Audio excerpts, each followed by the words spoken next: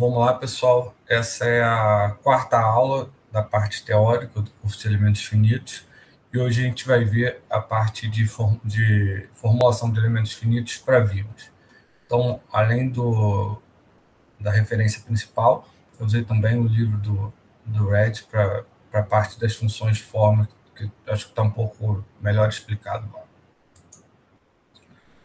Então, vamos lá. A gente vai fazer essa parte de elementos finitos para vírgula, considerando aquela ideia da vírgula de Euler-Bernoulli, né? Que é a ideia de que as seções que eram planas antes de aplicar o carregamento de flexão, elas permanecem planas e perpendiculares à linha neutra. Então, aqui está mais ou menos uma ideia do que é essa hipótese, né? Então, se ela permanece plana, é como se a gente desprezasse o cisalhamento, né? Como se não tivesse nenhum cisalhamento, elas permanecem planas e perpendiculares à linha neutra, onde a linha neutra é o ponto que não tem variação nenhuma de comprimento. Se a gente pensar em uma borracha e dobrar ela, se a gente colocar um dedo em cima e um dedo embaixo, a gente vai sentir que o dedo em cima vai tender a comprimir e o dedo embaixo vai tender a ser como se fosse tracionado, né? Então, a ideia é isso, que usando essa notação do momento positivo, a parte de cima vai ficar sob compressão, a parte de baixo vai ficar sob tração. Em alguma região aqui entre as duas, não vai ter variação de comprimento nenhum. Então, em cima vai diminuir, embaixo vai aumentar, e na linha neutra a gente mantém o comprimento constante. Então, vamos lá. Se a gente pegar um pedacinho aqui desse nosso corpo que está submetido a um carregamento genérico, né, dessa nossa viga, se a gente pegar um pedacinho aqui e olhar para a condição dela indeformada e a condição deformada, aqui marcando esses pontos A e B, né, onde B está uma distância aqui, delta y, um y para baixo, né? Então, na condição deformada, o ponto A veio para A' e o ponto B veio para B', e aqui a distância entre eles continua sendo y. Aqui eu só estou usando o módulo, porque aqui é como se fosse para o y negativo, né? E aqui para o tamanho a gente acaba usando o módulo. Enquanto isso aqui em x, certo? Que é exatamente essa distância, repara que A está sobre a linha neutra, então vai vir aqui para a linha, vai ter como se fosse só o deslocamento vertical, e B, como não está na linha neutra, está na região de baixo, né? Como se estivesse sendo tracionado, então vai ter um pequeno deslocamento aqui em x, certo? Então em A só vai ter esse deslocamento U de y, e em B vai ter esse deslocamento U de x aqui.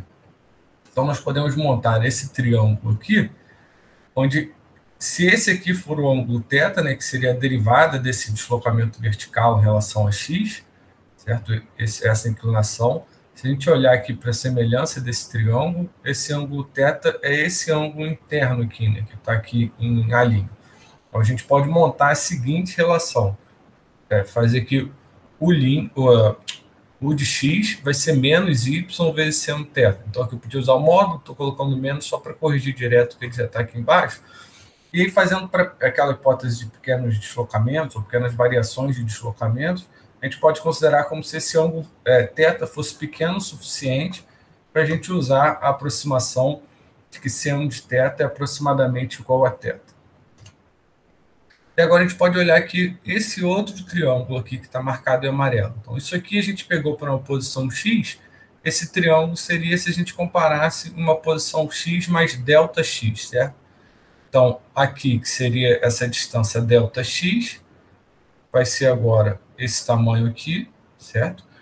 E aqui, se nesse ponto A' aqui, né, que está na posição x, não estava na posição x quando era o ponto A, um ponto um pouco à frente, um infinitesimal ΔX à frente, vai estar um deslocamento U de x mais ΔX menos U de y, certo? Que seria essa altura aqui. Então, se nós olharmos aqui, esse U de y vai ser uma função de x, né? E a gente pode aproximar esse U de y mais o de y, que é a função de x, mais ΔX, usando aquela ideia de série de Taylor, pegando só o primeiro termo. Então, se a gente pegar só o primeiro termo, a gente pode reescrevê-lo dessa forma aqui. E aí, manipulando essa equação, a gente chega nessa nossa equação de baixo, que é a própria definição da derivada, né? E isso aqui, o du de y dx, se nós compararmos aqui com esse triângulo, vai ser exatamente igual ao seno de θ, que de novo a gente vai aproximar pelo próprio valor do θ. Então, o θ vai ser a derivada do deslocamento em y em relação a x. Então, se nós compararmos aqui essas nossas duas equações, a gente pode escrever, então, que o deslocamento em x vai ser menos y vezes a derivada do deslocamento em y em relação a x. Então, usando aqui a definição da deformação normal em x, né, a gente pode reescrevê-la como sendo menos y vezes a segunda derivada do deslocamento de y em relação a x. O deslocamento de y é o deslocamento na vertical, certo? Então, e aí reparem que está de acordo com o que a gente tinha falado antes, que em cima, né, para um y positivo, ela vai estar sendo comprimida, e para um y positivo, ela vai estar sendo tracionada. E aí reparem o seguinte, que pela própria definição, a gente está assumindo que o u de x e o de y só dependem de x, que eles não vão depender de y, né, que todas as seções vão ter, qualquer ponto da seção vai ter o mesmo deslocamento tanto em y quanto em x. Então, o que isso quer dizer para a gente? Isso quer dizer para a gente que se a gente olhar aqui as outras duas deformações no plano, a deformação normal em y, a deformação de cisalhamento, as duas têm que dar igual a zero. Né? Então, é uma limitação da teoria, e aí tem algumas formulações diferentes. Né? No livro do Red, ele comenta lá a partir de Viga de Timoshenko, que é o segundo caso mais popular, né? E tem outras teorias de ordens superiores também, mas o que a gente vai usar é essa de Euler-Bernoulli, que é a mais tradicional, né? E a que a gente está um pouco mais acostumado lá de Resmate. Então, além aqui de descrever, né, da definição da deformação, dessa definição de compatibilidade cinemática aqui, né, e da própria definição da deformação, a gente pode usar a relação constitutiva do material, supondo que ele seja linear e elástico, certo? Então, é a lei de Hooke, só tem esse carregamento, e a condição de equilíbrio, que é a integral da tensão vezes o ponto y que ele está, vezes o dA, tem que ser igual ao próprio momento interno que está atuando ali. Então, fazendo isso, a gente pode substituir aqui, né, a relação constitutiva nessa nossa integral, e já substituindo direto aqui o epsilon, né, por essa nossa equação. E acaba assumindo o sinal de menos também. Então, supondo que o material seja homogêneo, primeiro aqui pela definição, né, aqui pela definição como essa infinitesimal de área é dy dz, né, e isso aqui essa segunda derivada de u de y em relação a x só depende de x, então a gente pode tirar ele para a integral, e assumindo que seja um material constante, tirar ele da integral, e assumindo que seja um material homogêneo, a gente pode tirar o módulo de elasticidade também. A gente pode reescrever a nossa equação dessa forma, onde essa integral de y2dA é o próprio momento de inércia, né? Que era aquele segundo momento de inércia diária. E essa segunda derivada aqui, né, do deslocamento vertical em relação a x, a gente pode definir ela tanto como sendo esse kappa, que é a curvatura, ou 1 sobre ρ, onde esse ρ é o raio de curvatura.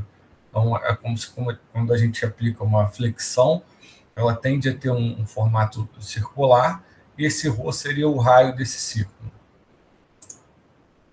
Então, vamos olhar aqui agora para o nosso para o equilíbrio de um elementozinho infinitesimal aqui, ΔX. Supondo um carregamento distribuído qualquer, se eu tiver um momento aqui e um cortante, eu faço aquela mesma ideia de aproximação de série de Taylor para um infinitesimal um pouquinho mais para frente. Então, o cortante vai ser do lado direito, vai ser o próprio cortante, mais a derivada dele em relação a x vezes ΔX, e a mesma coisa vale para o momento fletor.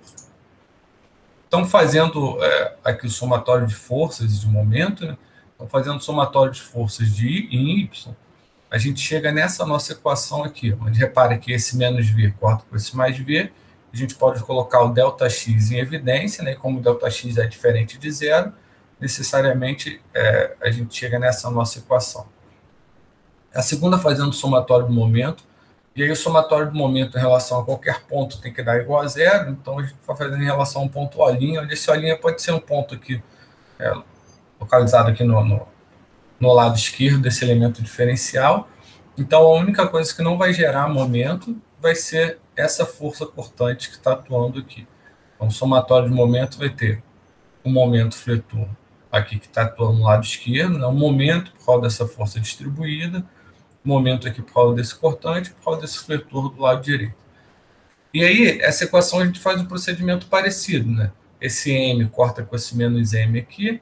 A única diferença é que esse ΔX ao quadrado a gente pode considerar como se fosse um infinitesimal de segunda ordem e desprezar. Né? Se a gente está desprezando ele aqui nessa série de Taylor, né? Nisso que seria uma série de Taylor, a gente pode desprezar ele aqui também. Então, de novo, ΔX fica em evidência e a gente chega nessa nossa equação aqui de baixo. E aí, manipulando as duas equações, então, a gente chega aqui menos a segunda derivada do momento em relação a x, mais esse carregamento distribuído, né, tem que ser igual a zero, e substituindo, então, a equação do momento que a gente já tinha obtido anteriormente, né, usando a relação constitutiva e aquela relação de compatibilidade geométrica que a gente tinha visto, a gente chega nessa nossa equação, nessa segunda equação aqui, de novo, assumindo que é um material com modularidade constante, com momento de inércia constante, a gente pode tirar ele da integral e chegar nessa nossa equação aqui de baixo. Onde isso aqui é a equação que a gente pode pensar como se fosse a equação base para a forma forte do nosso problema agora para vírus. Então, para completar, né, todas as condições lá da forma forte, a gente pode pensar nessas condições de contorno aqui, que podem ser tanto condições de deslocamento imposto, quanto condição de ângulo, né, que seria a derivada do deslocamento, condição de momento imposto ou de cortante. Então, isso aqui é um caso genérico, né? Agora, como é uma equação, é uma EDO de quarta ordem, a gente precisa de 4 condições de contorno.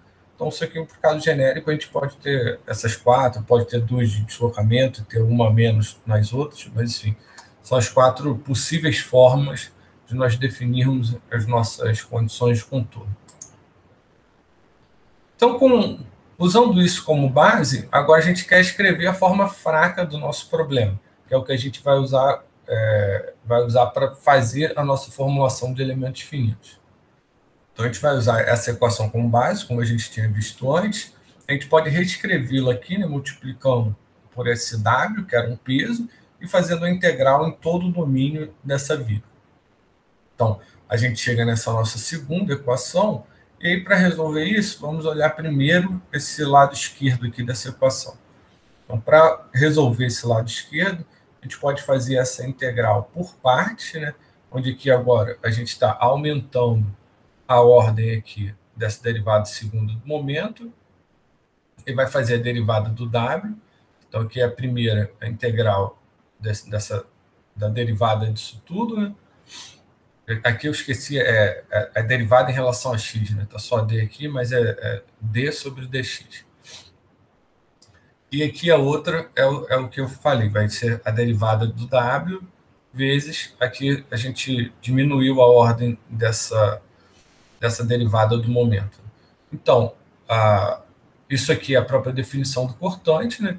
E a integral da derivada da função vai ser a própria função. Então, é o que a gente está reescrevendo aqui. E aqui a gente vai fazer mais uma derivada por parte, onde agora a gente quer, de novo, seguindo a mesma ideia de diminuir a ordem da derivada aqui do momento e aumentar a ordem da derivada desse peso. Então, a gente pode manipular essa nossa equação aqui, chega nessa nossa segunda integral por parte, e aí chega num resultado parecido, né? Só que aqui agora é o próprio momento, então vai ser a integral da derivada disso aqui, vai ser esse próprio valor, né? Avaliado aqui no domínio, né? Nas condições de contorno. E essa outra equação aqui a gente vai usar um pouquinho mais para frente, que a gente vai ver que aqui tem essa segunda derivada de W, né, em relação a x, e o momento, se nós lembrarmos lá, ele é a segunda derivada do deslocamento vertical. Então, essa equação aqui vai ser útil para a gente. Então, igualando ela ao que estava aqui do lado direito, né, esse resultado todo é a integral de W vezes essa força distribuída dx, né?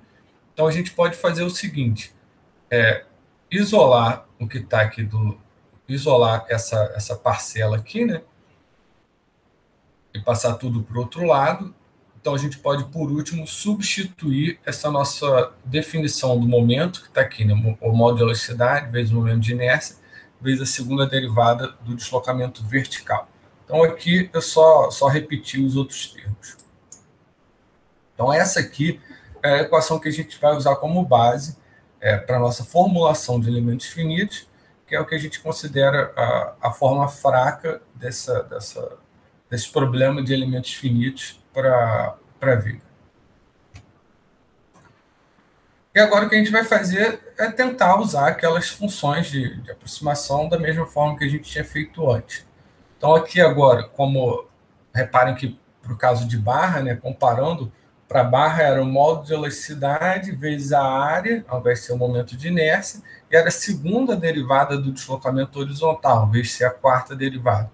Então, para barra, a gente assumia, podia assumir que o deslocamento, como ele era a segunda derivada, pensando no caso simples, né, e só tem dois nós, né, que seria o caso do elemento linear para barra, então a gente pegava só aqui essas duas primeiras parcelas, como se fosse só o α0 mais α1x, porque aparecia aqui a segunda derivada.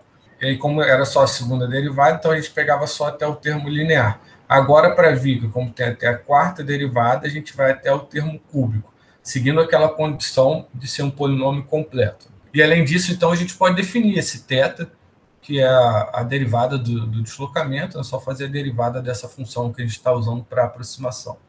E aí, reparem o seguinte, a gente quer chegar em um procedimento parecido, onde a gente vai querer escrever esse w de x como sendo uma função de forma vezes um vetor w, né? O u de y, uma função de forma também, vezes um vetor de deslocamento nodal, né? O θ, quando a gente faz derivada, só faz derivada da função de forma, né? Onde agora esses nossos deslocamentos nodais, a gente tem que pensar como se fossem deslocamentos generalizados, né? Pode ser tanto deslocamentos lineares, né, na vertical, quanto o deslocamento angular, né, que seria em Z. E agora o que a gente vai usar, tem que tomar cuidado com isso também, né, porque antes que a gente definia como sendo um vetor B, era a primeira derivada do N, né? Que aqui, se nós formos pensar por caso de barra, aqui na forma fraca só aparecia a primeira derivada. Mas agora, por causa de viga, aparece a segunda derivada. Então, esse vetor B que a gente vai calcular depois vai ser a segunda derivada da função de forma. E então, o que a gente quer fazer agora é tentar calcular essa função de forma. Só que antes disso, a gente vai fazer uma pequena mudança, porque aqui a gente escreveu em relação a x, mas é um pouco mais cômodo para a gente pensar aqui, ao invés de fazer como se fosse x, fazer x menos o x, a posição do elemento 1, a posição do nó 1 desse elemento. Então, é tudo parecido, né? As derivadas aqui ficam iguais, só mudamos de x para x menos x1. E aí, para facilitar isso, a gente pode, ao invés de escrever dessa forma, definir aqui um x barra, que é o próprio x menos x1, e aí, ao invés de ficar avaliando como se x estivesse variando entre x1 e x2, né, que é a posição do nó 1 e a posição do nó 2, pode avaliar tudo como se fosse x barra, que está variando entre 0 e o comprimento do elemento, né, que é o valor aqui para quando x igual a x1, x barra igual a 0, x igual a x2, x barra igual ao comprimento do elemento. Então, de novo, seguindo o mesmo procedimento que a gente tinha feito antes, a gente pode reescrever aqui essa equação aqui, nessa função, como sendo um produto aqui, né, dessa matriz P de x barra, vezes um vetor alfa, né, onde esse alfa vai ser α0, α1, α2, α3. Então, fazendo isso, a gente pode resolver esse nosso sistema, né, como a gente está avaliando, né, então, se nós soubermos os deslocamentos lineares e angulares nos dois nós podemos resolver um sistema desse tipo, né? Então, aqui são as condições que nós usamos e a gente reescreve isso de uma forma matricial para, então, poder calcular qual que é esse nosso vetor alfa, resolvendo esse sistema. Então, substituindo aqui na equação do deslocamento vertical, nessa equação que a gente obteve para o alfa, esse produto aqui, né, do P de x barra vezes a inversa dessa matriz M, que é essa matriz toda aqui, é exatamente o que a gente define como sendo as nossas funções de forma. Então, eu não vou deduzir, porque agora a conta fica um pouco maior, mas essa função de forma, em função de x barra, ela pode ser escrita dessa maneira. Então, a gente tem aqui todas as nossas componentes já.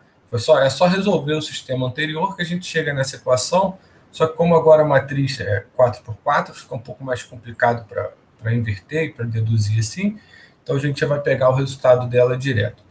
E aí ela tem a seguinte propriedade: se nós avaliarmos aqui no primeiro elemento, no primeiro nó, certo? Que seria para x barra igual a zero, o N1 é igual a 1 e todos os outros são iguais a zero. Se nós avaliarmos aqui no segundo nó, o N3 é igual a 1 e todos os outros são iguais a zero. Então, repara aqui que o N1 está relacionado com o de Y1 e o N3 está relacionado com o de Y2.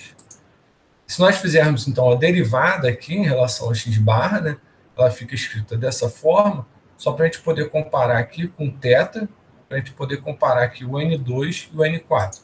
Então, se nós avaliarmos essas derivadas aqui no ponto x barra igual a zero, que é no nó 1, a gente vê que só a derivada de N2 é igual a 1, que está relacionado com o θ1. Da mesma forma, se nós avaliarmos em x barra igual a L, que seria no segundo nó, só a derivada de N4 é igual a 1, o resto é igual a zero, que o N4 está relacionado com o θ2. Então, o procedimento é bem parecido, só tem que tomar um cuidado, assim, né, que agora o que a gente tem que olhar, além da própria função de forma, a derivada dela. Para calcular esse nosso vetor B aqui, a gente só faz mais uma derivada da função de forma. Então, é só um trabalho matemático, mas não tem nenhuma dificuldade a mais nisso, né? Já está tudo definido aqui. Então, vamos voltar lá para a nossa equação da forma fraca para fazer essa discretização. Então, se nós pegarmos aqui a equação da forma fraca, né, a equação completa, então a gente pode transformar essa integral em todo o domínio como sendo somatório da integral de cada elemento. Então, agora a gente está usando o índice superior aqui, né, para falar que isso é relativo a cada elemento, para poder facilitar as nossas contas. E aí, da segunda para a terceira linha, o que a gente faz é um processo que a gente tinha feito antes também, né? Como isso é um escalar, então faz a gente colocar o próprio escalar ou o transposto dele que vai dar o próprio escalar. Mas do ponto de vista matemático, isso é conveniente para a gente poder fazer essa manipulação. Então, aqui da segunda para a terceira linha, a única coisa que a gente fez foi usar essa transposta aqui, né, em todas essas funções peso. E agora, substituindo aqui pela definição, tanto o deslocamento quanto essa função de peso, a gente chega nessa nossa equação aqui de baixo. Então, a gente fez esse processo todo, porque agora fica todos aqui, tá vendo? Esse vetor aqui de função de peso, esse W é transposto, fica sempre pela esquerda, e a gente pode isolar ele, né, e acabar cortando. Então, a gente faz esse processo aqui de fazer a transposta de um escalar só para poder ter só para poder ser mais conveniente essa manipulação algébrica. Então, com isso, tirando esse W transposto, a gente chega nessa nossa equação aqui, que se nós olharmos bem, a gente pode escrever ela de uma forma bem parecida com tudo que a gente tinha visto antes. Uma matriz de rigidez vezes um vetor de deslocamento nodal vai ser igual a um vetor de carregamento mais um vetor de reação, um vetor de carregamento externo mais um vetor de reação. Então, aqui, a gente tem o que seria a nossa matriz de rigidez, né? E esses outros três termos estão relacionados com as forças, onde aqui é a força distribuída e aqui são as forças pontuais. Então, se nós olharmos aqui agora, essa nossa matriz de rigidez global, né, do sistema, ela é o somatório fazendo aquele mesmo processo, né, que a gente tinha usado para relacionar a numeração do elemento ali, a numeração do nó no elemento com a numeração do nó global. Então, Então, a gente pode calcular aqui, usando aquele operador L, né? Fazer essa operação de L transposto vezes o K do elemento vezes o L, onde esse K do elemento é essa integral que aparece aqui. Então, B transposto vezes o modo de elasticidade vezes o momento de inércia vezes o B. E agora esse nosso forçamento, ele tem uma parcela aqui de carregamento distribuído e outra parcela de carregamento concentrado. Então, de carregamento concentrado, a gente já pode usar direto a numeração global, né, do sistema, não tem problema nenhum. E de carregamento distribuído, a gente faz um processo exatamente igual que a gente tinha feito antes. Né? E isso aqui está relacionado com esse operador L, né, para transformar a numeração do nó no elemento para a numeração do nó global. Então, é exatamente o mesmo processo que a gente tinha feito antes para a barra, a gente faz agora para a viga, só muda como que é aqui esse nosso carregamento. E repare que a gente chega numa equação da matriz de rigidez que também é parecida. Antes, para a viga, era B transposto vezes o modo de velocidade vezes a área vezes o B dx. Muda, comparando barra com viga, né? Muda que para barra a gente usa a área, para viga a gente usa o momento de inércia e a definição do B, né? Que agora é a segunda derivada da função de forma para a viga e para a barra era a primeira derivada da função de forma para a barra. Mas a cara dessa matriz de rigidez é bem parecida. Então, vamos olhar aqui. E aí eu não vou fazer esse produto, eu vou pegar logo o valor final que a gente pode usar direto dessa matriz de rigidez para a viga. Então, essa aqui é a nossa matriz de rigidez para a viga, que é basicamente o que diferencia do ponto de vista de implementação, quando a gente quer fazer a modelagem de uma barra ou de uma viga usando elementos finitos. Lógico que o significado físico das grandezas não é o mesmo, né? Então, por exemplo, para a barra, nosso deslocamento é o deslocamento em X, né? Para a viga, nós temos o deslocamento em Y e o deslocamento angular em Z, né? Esse θ. Mas, do ponto de vista de implementação, o procedimento é bem parecido, né? Vai mudar, o que vai mudar mais é como a gente define essa nossa matriz de rigidez do elemento. Então, o que eu quero dizer com isso é que se a gente conseguir chegar em uma equação desse tipo aqui, certo? Onde a gente sabe calcular essa matriz de rigidez, esse vetor de carregamento, né? Esses vetores, vetor de carregamento, vetor de reação, a gente consegue resolver, para calcular, a gente consegue fazer aquela separação de nós ou graus de liberdade do tipo E e do tipo F, né? Onde um a gente tem deslocamento imposto e outro a gente tem força imposta. Então, onde a gente tem deslocamento imposto, a gente quer calcular qual que é a reação, onde a gente tem força, a gente quer calcular qual que é o deslocamento. Então, basicamente, o procedimento é o mesmo. Né? Uma vez que a gente consiga montar essa nossa equação aqui, a gente resolve seguindo aquele mesmo passo a passo, independente, se for para viga, para barra ou para qualquer outro caso. Poderia ser para qualquer outro tipo de elemento, mas o nosso ponto principal é chegar até aí, depois do procedimento dessa equação até obter a resposta final no procedimento de solução ou mesmo. Então, era isso que tinha para a gente ver da parte de elementos finitos para a viga. Obrigado.